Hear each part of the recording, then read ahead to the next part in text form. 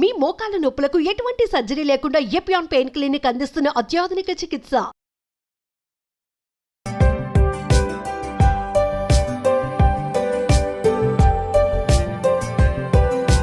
Hello అండి, నేను doctor భానుపూర్ణిమ, ఫిజియోథెరపిస్ట్ని.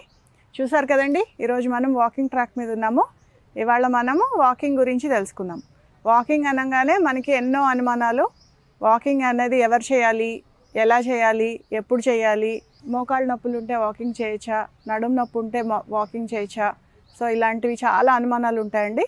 అవన్నీ మనము ఈరోజు తీర్చేసుకుందాం. సో ఫస్ట్ వాకింగ్ ఎవరు చేయాలి. వాకింగ్ అనేది ప్రతి ఒక్కళ్ళకి చాలా అవసరం అండి.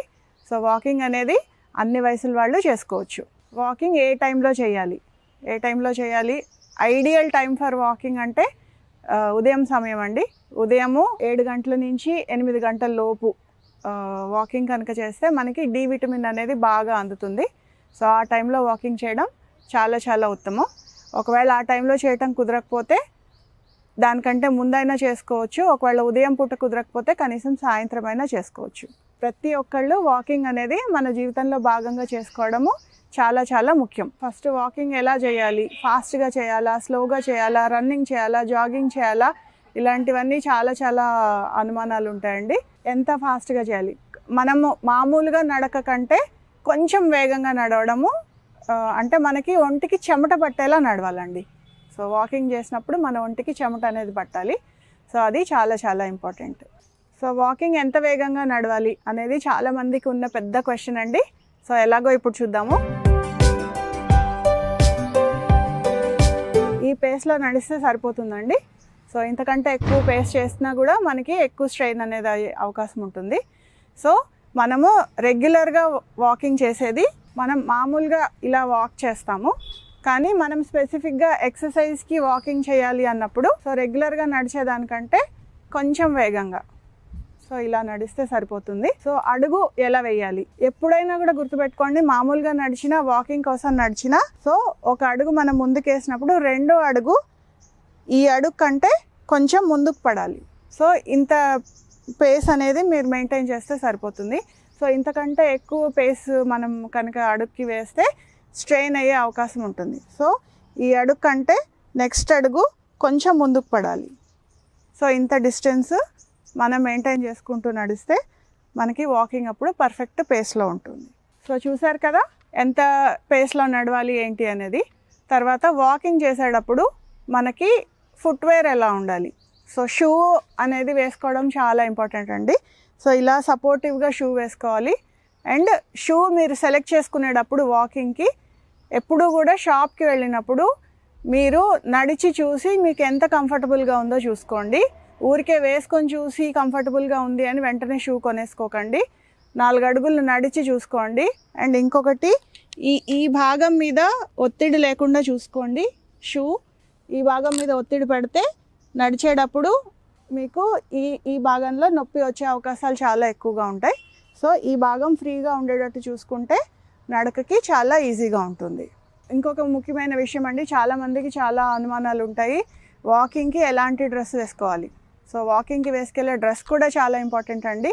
మనం నడిచేటప్పుడు మన ఒంటికి చెమట అనేది పడుతుంది కాబట్టి చెమట అబ్జార్బ్ అవ్వడానికి వీలుగా ఉండే కాటన్ దుస్తులు అనేవి వేసుకుంటే నడక చాలా కంఫర్టబుల్గా ఉంటుందండి. అండ్ మనకి ఎక్కువ అలుపు అనేది రాకుండా ఉంటుంది. సో నడిచేటప్పుడు మాస్క్ పెట్టుకోవచ్చా, ఇది కూడా చాలామందికి ఉండే ఒక అనుమానం.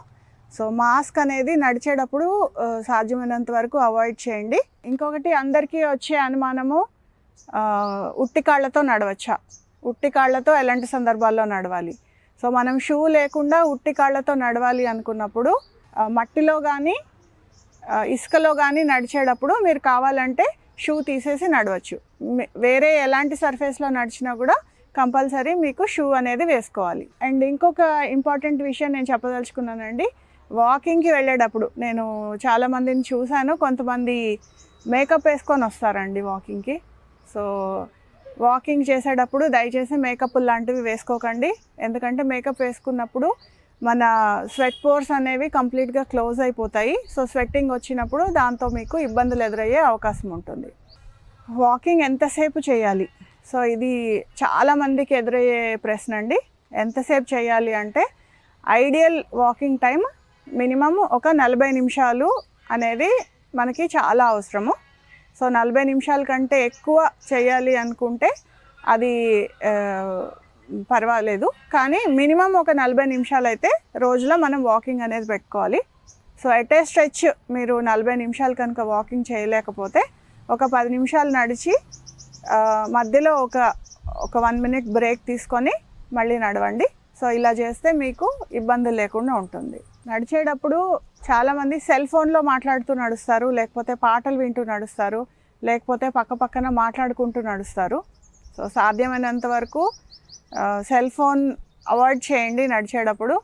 మోకాళ్ళ నొప్పులు ఉన్నప్పుడు మనం అసలు నడవచ్చా నడవకూడదా అనేది చాలామందికి ఉండే క్వశ్చన్ అండి. సో మోకాళ్ళ నొప్పులు ఉన్నప్పుడు ఖచ్చితంగా వాకింగ్ చేయాలి, కాకపోతే చిన్న జాగ్రత్తలు తీసుకుంటే మనం దానివల్ల వచ్చే ఇబ్బందులు లేకుండా చూసుకోవచ్చు. ఒకవేళ మోకాళ్ళ అరుగుదల కనుక ఉంటే ఎటువైపు అరిగింది, సో మీకు అరిగిన వైపు కొంచెం సపోర్ట్ చేసే ఇంత చిన్నది స్పాంజ్ లాంటిది దొరుకుతుందండి. సో అది మీరు ఇలా షూలో పెట్టేసుకొని కంఫర్టబుల్గా నడవచ్చు. అండ్ మీకు కనుక బ్యాక్ పెయిన్ ఉండి నడవడానికి మీరు కనుక ఇబ్బంది పడుతుంటే నడిచేటప్పుడు నడుముకి బెల్ట్ పెట్టుకొని కంఫర్టబుల్గా నడవచ్చు. హార్ట్ ప్రాబ్లమ్స్ ఉన్న వాళ్ళని డాక్టర్స్ నడవమని అడ్వైస్ చేస్తారండి. సో అలాంటప్పుడు వాళ్ళు ఎలాంటి జాగ్రత్తలు తీసుకోవాలి ఒకసారి చూద్దాం.